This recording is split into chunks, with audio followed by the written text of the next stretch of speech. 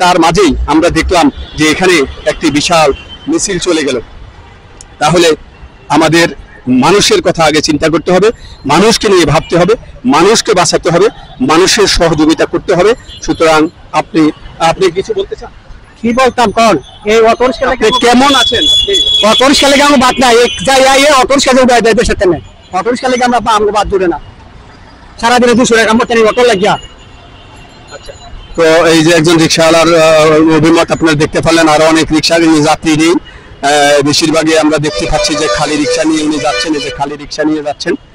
আবার এই যে অটো রিক্সাও এখানে চলছে, অটো রিক্সাও এখানে চলছে, আমরা দেখতে পাচ্ছি যে অটো রিক্সা চলছে, এখানে খালি রিক্সাগুলো ওখানে বসে আছে।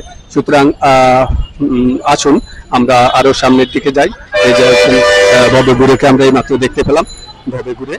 তো যে কারণেই আপনাদেরকে আমরা জনকল্যাণ টিভির পক্ষ থেকে সবাইকে বিনীত আহ্বান করব যে আসুন, এদেশে ছাত্র সমাজ এবং সাধারণ মানুষ জেগে উঠেছে। আমরা ছাত্র সমাজ এবং সাধারণ মানুষের সাথে থাকার জন্য সবাইকে বিনীত আহ্বান জানাবো, কারণ এই দেশে আমার, আপনার, আমাদের সকলের। এই দেশকে আমরা সকলেই মিলে সুন্দর এবং একটি, আমরা বাঙালি জাতি একটা গর্বিত জাতি। এদেশে লক্ষ লক্ষ শহীদের রক্তের বিনিময়ে দেশ স্বাধীন হয়েছে। সুতরাং স্বাধীনতাকে কোনোভাবেই নস্যাৎ করা যাবে না। আপনারা যেভাবে পারুন ছাত্রদের সামনে থাকুন, ছাত্রদের পাশে থাকুন এবং জনতার পাশে থাকুন। কোনোভাবেই কোনো রকম উশৃঙ্খল বিশৃঙ্খল অবস্থার সৃষ্টি করলে এর খেসারত সবাইকেই দিতে হবে। সুতরাং আপনাদের কাছে বিনীত অনুরোধ যে আপনারা সবাই মিলে, আমরা সবাই মিলে এই দেশটাকে আবার সুন্দর করে আমরা সামনের দিকে এগিয়ে নিয়ে যাব। আমরা এই মুহূর্তে শাপলা চত্বর থেকে আমরা ইত্তেফাক ভবনের দিকে যাচ্ছি, সেই রোডটি আপনাদেরকে দেখাচ্ছি। এবং আমরা এতক্ষণ পর্যন্ত যে মানুষের সাথে, যে সাধারণ মানুষের সাথে কথা বলেছি, কয়েকজন আমরা জুতার কারিগর তাদের সাথে কথা বলেছি। সবার একটি প্রত্যাশা যে দেশ সুন্দরভাবে চললে আমরা বাঁচতে পারবো, এই দেশটি সুন্দরভাবে সামনের দিকে এগিয়ে এলে আমরা রক্ষা পাবো। সুতরাং আমরা চাই এই দেশ যাতে সুন্দরভাবে এবং সুস্থভাবে এই দেশটি পরিচালিত হয়। আমাদের প্রত্যাশা আমরা যাতে শুধু খেয়ে পরে বেঁচে থাকতে পারি, আমাদের সন্তানদের নিয়ে যাতে আমরা সুন্দরভাবে এই দেশে বাঁচতে পারি, আমাদের এতটুকুই প্রত্যাশা এবং এতটুকুই আশা। এবং আমরা তাই অনেকের কণ্ঠে সেই কথাই আমরা শুনতে পেয়েছি এবং আমরা দেখতে পেয়েছি। মানুষের মধ্যে এখনো স্বস্তি ফিরে আসেনি, মানুষের মধ্যে উৎকণ্ঠা বিরাজ করছে। এই উৎকণ্ঠা এবং এই উদ্বেগ কিভাবে আমরা দূর করব সেটা নিয়ে এখন আমাদের সবাইকে মিলে কাজ করতে হবে। আমাদের সবাইকেই এই দেশকে এগিয়ে নেওয়ার জন্য চেষ্টা করতে হবে। সুতরাং আসুন এবং আপনারা এই দেশকে সামনের দিকে এগিয়ে নেওয়ার চেষ্টা করুন। আমরা এখানে একজন বয়স্ক মানুষকে দেখতে পাচ্ছি, খুবই বয়স্ক মানুষ। উনি এই যে এখানে এই যে মশারি বিক্রি করছেন, এটা দোকানটা আপনার? হ্যাঁ, কিছু বলবেন? আপনার বেচা কিনা কেমন হচ্ছে? এইমাত্র দোকান করছি, কয়েকদিন ধরে তেমন বেচা কিনা। অনেক বয়স আপনার, এই বয়সে এসে আপনি এখানে এই যে মশারি বিক্রি করতেছেন, কোন রকম চলে। আমার সংসার তো বুঝেন, একটা হকারের সংসার কিরকম হতে পারে।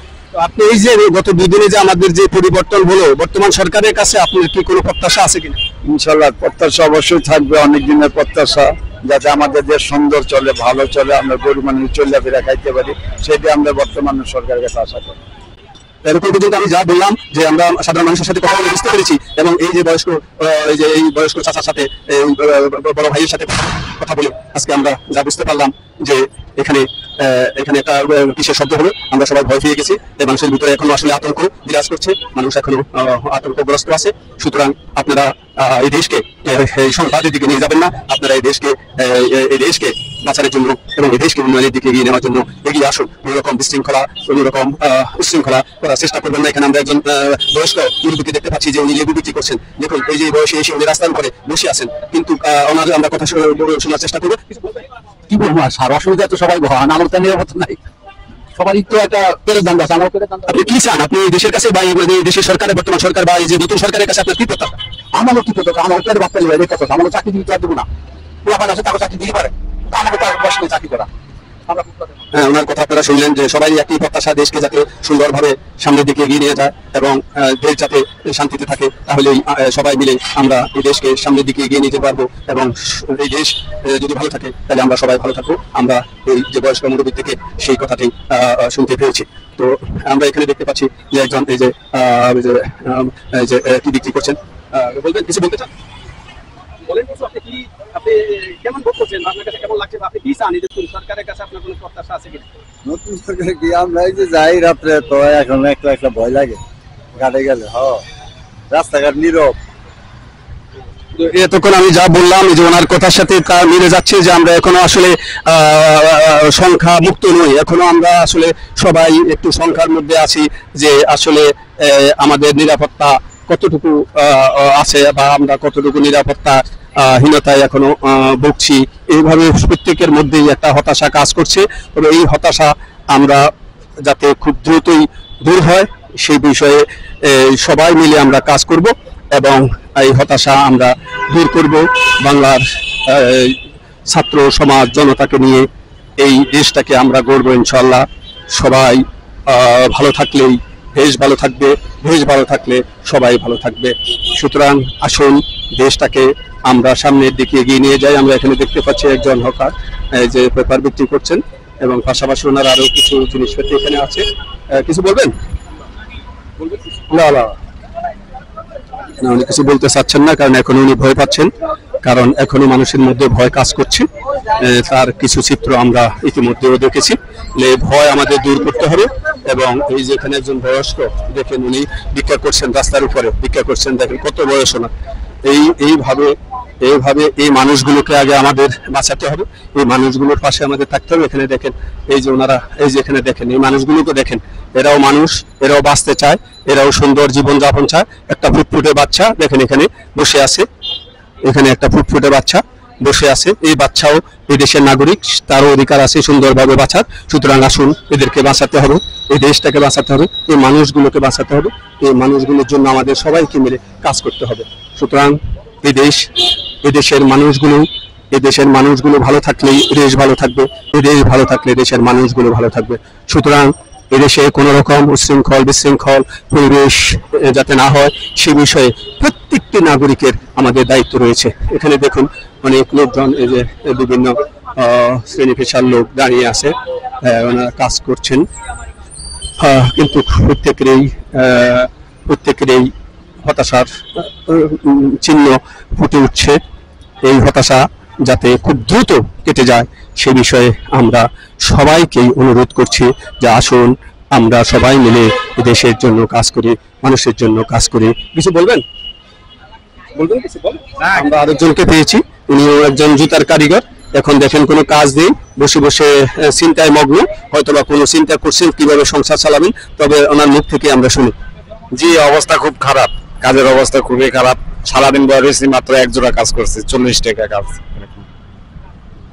তবে আমরা কয়েকজন সাহসী এই যে জুতার কারিগরকে পেয়েছি, যতজন জুতার কারিগর পেয়েছি খুব সুন্দরভাবে সাবলীলভাবে ওনাদের কথা ওনারা বলেছেন, তার মানে ওনারা অনেক সাহসী। আমরা অনেককেই পেয়েছি যারা কথা বলতে চায় না, যারা এখনো ভয় পাচ্ছেন, কিন্তু ওনাদের ভিতরে কোনো আমরা ভয় দেখিনি। ওনারা নির্দ্বিধায় কথাগুলো বলে যাচ্ছেন, ওনাদের মনের কথা বলছেন এবং ওনারা যে কষ্টের মধ্যে আছেন সেই কথাগুলো আমাদেরকে বলেছেন। তবে যাতে ওনাদের এই কষ্ট অচিরেই দূর হয় সে বিষয়ে আমাদের সবাইকে মিলে কাজ করতে হবে, কারণ ওনারাও এদেশের নাগরিক, ওনারা সুন্দরভাবে বেঁচে থাকতে চায়।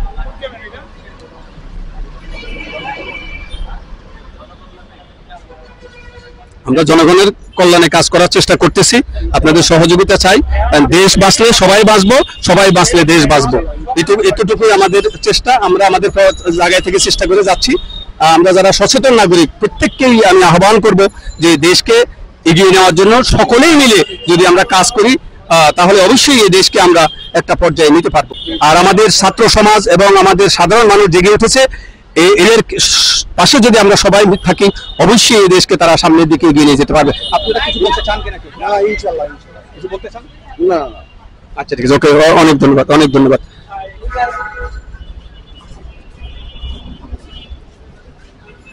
আমরা সবাইকে আহ্বান করব, আসুন এই দেশ আমার, আপনার, আমাদের সকলের। আপনি দেখেন এখানে একজন এই যে বাংলাদেশের নাগরিক, উনি একজন ধার্মিক লোককে আমরা এখানে পেয়েছি। উনি এই যে কিন্তু কোনো ওনার ইনকাম নাই বা কোনো কিছুই নাই, কিছু বলতে চান? বলতে চাই কি, এনে মনে করেন মানে যে বাংলাদেশ স্বাধীন হয়েছে এটা অনেক খুশি।